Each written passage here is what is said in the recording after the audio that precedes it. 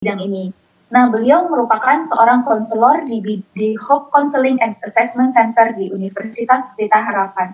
Nah, saya persilakan Ibu Debbie Melanie Suseno. Nah, teman-teman, tanpa berlama-lama lagi, langsung aja kita mulai sesi Kapital Selekta hari ini. Teman-teman yang mungkin belum on cam, bisa tolong on cam ya. Thank you. Saya persilakan Ibu Debbie. Oke, saya akan share screen dulu ya. Senang sekali bisa bertemu dengan teman-teman ya di Kapital Selekta ini. Nah, hari ini kita akan membahas mengenai toxic relationship yang akan dilihat dari dua perspektif ya, yaitu dari perspektif Alkitab dan perspektif psikologis. Nah, satu ayat yang menjadi panduan kita, yaitu pergaulan yang buruk merusakkan kebiasaan yang baik. Nah, ini yang akan mengingatkan kita bahwa pergaulan kita itu bisa mempengaruhi kehidupan kita, sehingga kita perlu menjaga relasi kita dengan orang lain. Lalu apa yang dikatakan Alkitab berkaitan dengan toxic relationship ya, berkaitan dengan relasi. Nah, yang pertama kita perlu menyadari bahwa Tuhan menciptakan manusia itu sebagai makhluk yang berelasi. Nah, apa buktinya? Nah, kalau kita lihat hal yang pertama, Tuhan itu memberikan kelengkapan dalam komunikasi. Ya, hal ini juga dibuktikan dengan adanya kelengkapan organ-organ di dalam berkomunikasi. Misalnya apa tuh? Mulut misalnya ya. Bibir kita ini juga membantu pengucapan kata-kata kita, termasuk gigi, lidah, dan langit-langit yang ada di rongga mulut kita ya. Nah, itu akan membantu kita untuk bisa berkata-kata. Lalu Tuhan juga memberikan suatu kemampuan berbahasa yang bisa dipahami oleh orang lain. Nah, ini merupakan suatu sistem yang kompleks sehingga manusia bisa memahami apa yang disampaikan oleh orang lain.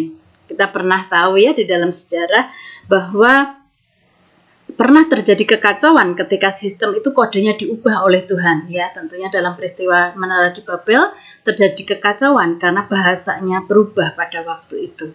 Dan yang terakhir, Tuhan memberikan suatu ikatan di dalam sebuah relasi itu, yaitu kasih. Nah, ini merupakan sesuatu yang mengikat kita. Sehingga memang lembaga pertama yang disediakan oleh Tuhan, yang diciptakan Tuhan untuk kita bisa melatih kasih ini ya, untuk mengembangkan kasih itu adalah keluarga. Tuhan menciptakan keluarga dalam satu wadah gitu ya, sebagai suatu ikatan dalam kasih yang ini menjadi wadah relasi yang penuh kasih, di mana orang tua menghasilkan anak-anak yang kemudian juga dibimbing untuk di dalam kasih. Nah, sebelum manusia jatuh dalam dosa, kondisi relasinya itu seperti ini ya. Mereka diciptakan sebagai rekan yang sepadan, baik Adam dan Hawa sebagai rekan yang saling melengkapi, saling mengasihi, dan saling mendukung. Namun keadaan ini berubah ketika manusia mulai jatuh dalam dosa. Relasi itu pun juga mengalami kerusakan sehingga orientasinya berubah ya, menjadi saling menyalahkan, kemudian muncul iri hati, dan akhirnya relasi itu menjadi suatu yang toksik, suatu yang beracun begitu ya. Nah, kalau kita lihat kisah di Alkitab, itu kisah Kain dan Habel, mungkin kita sudah ingat ya bagaimana seorang kakak akhirnya membunuh adiknya sendiri karena iri hati. Demikian juga ada keluarga Ishak mempunyai anak kembar ya, sekalipun kembar tetapi ternyata perbedaannya cukup luar biasa. Nah, itu Esau dan Yakub, mereka juga diperlakukan secara favoritisme oleh orang tua masing-masing, sehingga akhirnya terjadi persaingan di dalam keluarga. Mama lebih sayang pada Yakub, papa lebih sayang sama Esau, dan akhirnya mereka bisa berantem seperti itu ya. Nah, ini kondisi keluarga yang ada favoritismenya, sehingga akhirnya relasi yang harusnya ada di dalam kasih tadi menjadi sesuatu yang rusak. Nah, ini menunjukkan bahwa efek dosa itu merusak relasi manusia. Nah, kalau kita perhatikan Ordo Salutis, mungkin teman-teman yang sudah pernah belajar agama mungkin pernah mendengar istilah ini ya. Ketika manusia itu jatuh di dalam dosa ya, Tuhan memberikan panggilan gitu ya, memilih, kemudian akhirnya terjadi pertobatan. Nah, setelah itu ada suatu proses yang dikatakan proses pengudusan. Nah, di dalam proses pengudusan ini manusia itu menjalani proses hari-hari kehidupannya untuk berjuang sesuai dengan kebenaran firman Tuhan. Nah, tentunya sebelum proses ini terjadi ada yang disebut dengan justification, yaitu pembenaran oleh Tuhan. Secara status kita dibenarkan oleh Tuhan, secara status kita dipulihkan, sehingga boleh dikatakan seperti gambar ini ya, pemulihan status kita sebagai anak-anak Allah. Tadinya yang relasinya utuh sebelum jatuh dalam dosa, kemudian rusak akibat jatuh dalam dosa, kemudian dipulihkan kembali. Ya, memang itu kalau digambar itu kan kayaknya dulu tuh kok pakai apa itu Hansaplast ya Bu ya, hatinya kayak dilem pakai Hansaplast, masih ada bekas terpecahnya, bekas lukanya begitu ya. Nah, itulah kondisi kita. Dalam relasi kita saat ini dengan orang-orang di sekitar kita, kita tetap mengenakan natur berdosa tadi. Sehingga keberadaan natur itu sungguh mengikat dalam diri kita. Tetapi kita diberikan hak ya untuk hidup di dalam kasih, sehingga relasi kita mengalami pemulihan meskipun tidak sempurna seperti kondisi yang sebelumnya. Nah, selanjutnya kita mau mencoba melihat dari Alkitab apa saja sih yang menjadi komponen dari relasi yang toksik. Nah, Yakobus 3 ayat 16 mengatakan di mana ada iri hati dan pementingan diri sendiri, di situ ada kekacauan dan segala macam perbuatan jahat. Kemudian juga Kolose 3 ayat 8 dan 9. Tetapi sekarang buanglah semuanya itu, yaitu marah, geram, kejahatan, fitnah, dan kata-kata kotor yang keluar dari mulutmu. Jangan lagi kamu saling mendustai, karena kamu telah meninggalkan manusia lama serta kelakuannya. Nah, dari bagian ini ada beberapa komponen yang menunjukkan relasi toksik itu isinya apa aja sih, unsurnya apa aja. Yang pertama itu ada iri hati, ya. Kemudian juga pementingan diri sendiri, berarti ini egoisme, ya. Kemudian adanya kemarahan, nah itu di situ kemarah, geram, nah itu intensitasnya yang berbeda ya, tetapi masuk di dalam satu kelompok kemarahan, ya. Kemudian juga fitnah dan kata-kata dusta. Kemudian kata-kata yang kotor. Nah, ini komponen-komponen dalam relasi toksik yang utama ya. Nanti ada kembangannya sendiri-sendiri sehingga bisa menjadi bermacam-macam cirinya dari kelima komponen ini.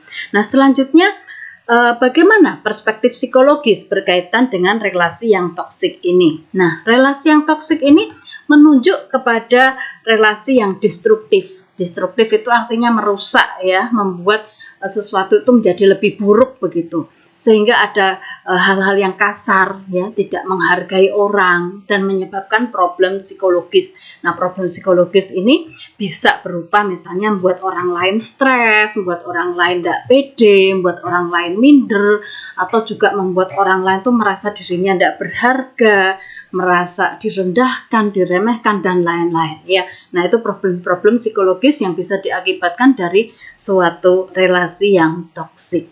Lalu secara psikologis, ciri dari relasi toksik itu yang pertama ya, ada reaktif atau secara negatif ya. Jadi reaksinya itu selalu negatif.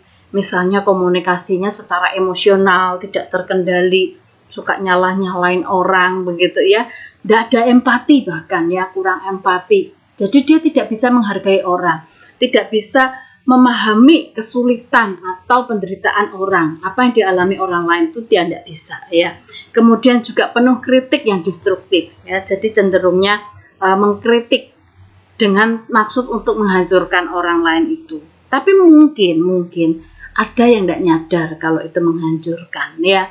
Seperti lagu itu ya, kau hancurkan aku dengan sikapmu, padahal apa sebenarnya sayang, tapi ternyata sayangnya itu bikin hancur begitu ya. Nah, itu kan bisa tanpa disadari ternyata membuat kehancuran, membuat sesuatu yang melukai orang lain. Kemudian juga mengontrol orang lain. Kemudian memanipulasi. Memanipulasi ini berarti dia membelokkan kata-kata sehingga akhirnya dia mendapatkan sesuatu yang menguntungkan dirinya sendiri ya, dan merugikan orang lain. Nah, itu memanipulasi. Kadang manipulasi data atau memutarbalikkan fakta dan lain-lain ya. Nah, selanjutnya juga menuntut orang lain. Menuntut orang lain tentunya dengan kemampuan yang melebihi kemampuan orang itu ya, menuntut tidak sesuai dengan kemampuan orang tersebut, sehingga akhirnya membuat sesuatu itu yang melukai secara psikologis. Kemudian juga marah, agresif ya.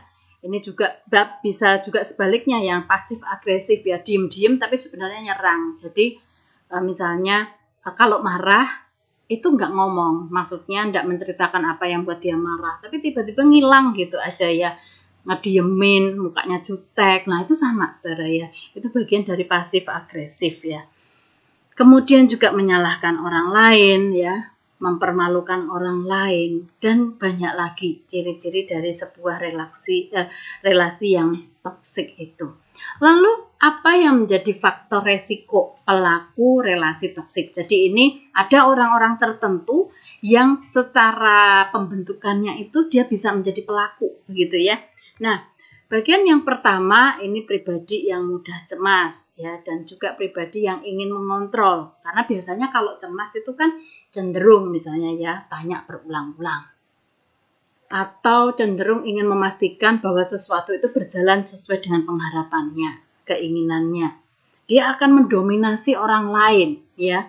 Misalnya kalau kita punya mamah yang mudah cemas, selalu misalnya bangunin gitu ya. Bangunin tuh nggak cukup 1 kali, nggak cukup 2 kali, bahkan berulang-ulang. Kemudian sudah selesai bangunin misalnya maksa ngingetin kita kuliah. Kamu ada jadwal loh.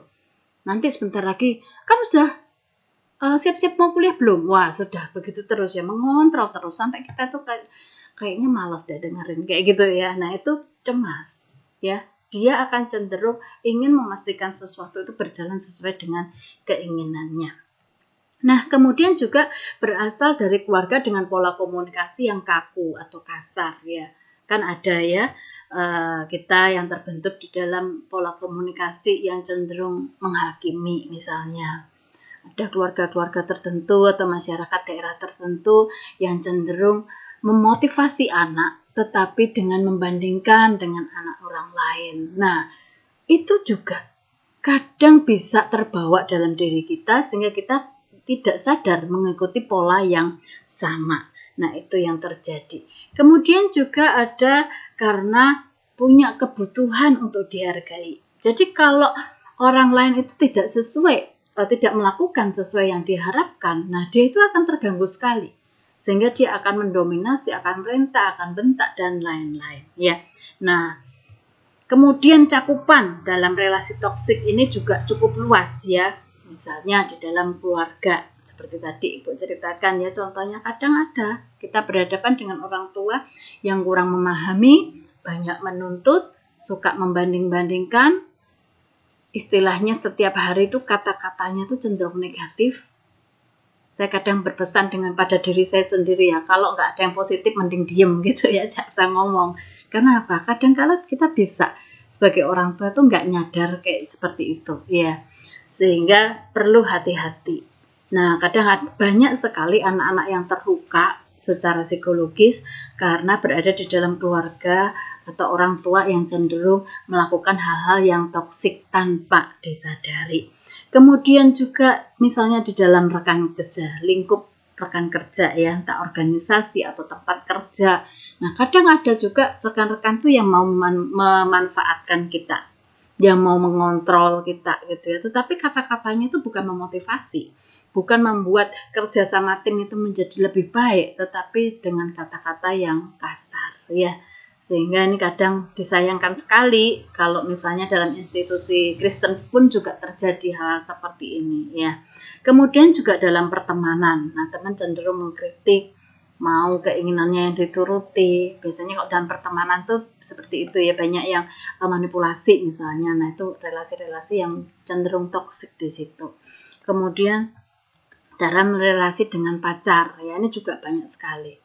Kalau kita lihat misalnya di Instagram gitu ya, ada ruang curhat. Nah itu kadang ada yang cerita bahwa pacarnya ini suka mukulin, suka ngancam-ngancam, tapi dia nggak berani putus. Karena apa?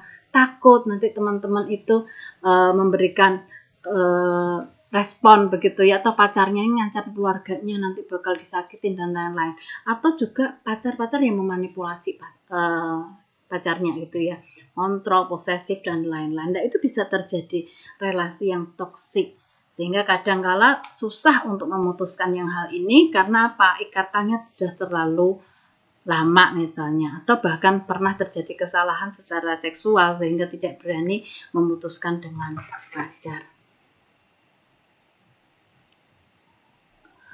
Oke, selanjutnya kita perlu bertanya juga, apakah aku ini korban dari relasi yang toksik ya? Apa yang kita rasain? Nah, kita perlu sadar juga.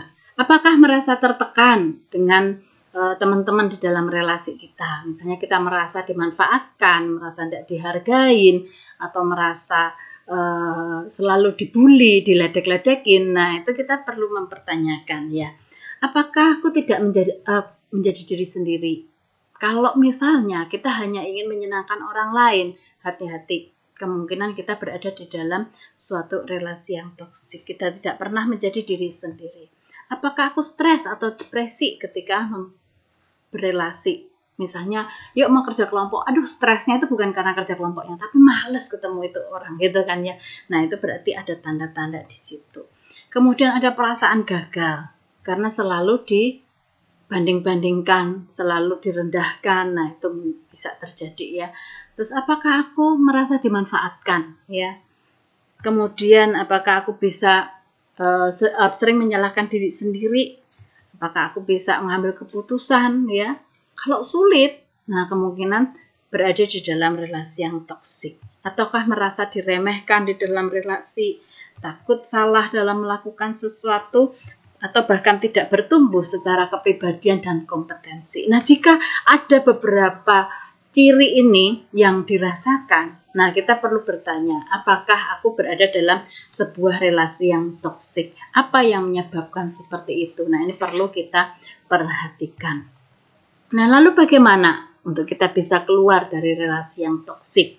Nah, yang pertama tentunya kita perlu mengidentifikasi dan mengakui bahwa kondisi relasi kita tuh dalam keadaan toksik. Kadang-kala kalau kita tidak mengakui, enggak kok temanku baik-baik aja, enggak kok ini orang tuaku baik-baik aja, mereka sayang sama aku misalnya. Padahal sesungguhnya ada hal-hal yang dalam diri kita itu sebenarnya terluka.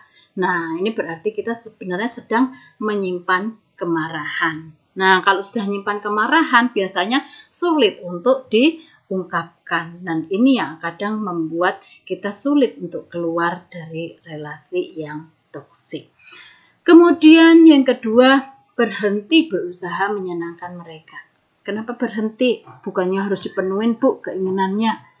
Ternyata mereka yang cenderung menuntut berlebih, dia tidak pernah puas dengan tuntutan-tuntutan itu. Kita sudah berusaha memenuhi A misalnya ya, nanti dia akan nuntut lagi B. Kita sudah berusaha mencapai B, dia akan nuntut lagi yang lain. Nah, ini akan membuat kita lelah secara emosional untuk menyenangkan mereka.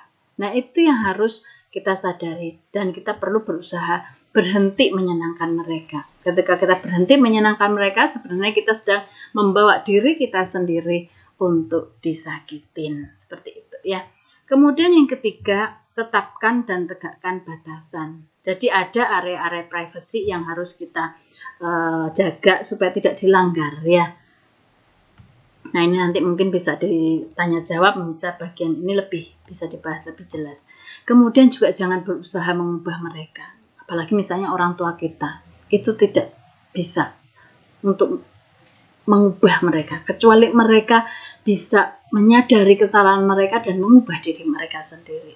Kalaupun kita ingin membuat mereka sadar, itu sesuatu usaha yang luar biasa, membutuhkan usaha yang besar, tetapi belum tentu ada efek yang bisa dirasakan. Kemungkinan justru kita dikatakan anak mau ngajarin orang tua, mau mengguruin, gak hormat dan lain-lain. Sehingga kalau bisa ya, berhentilah berusaha mengubah mereka. Terimalah kondisi itu.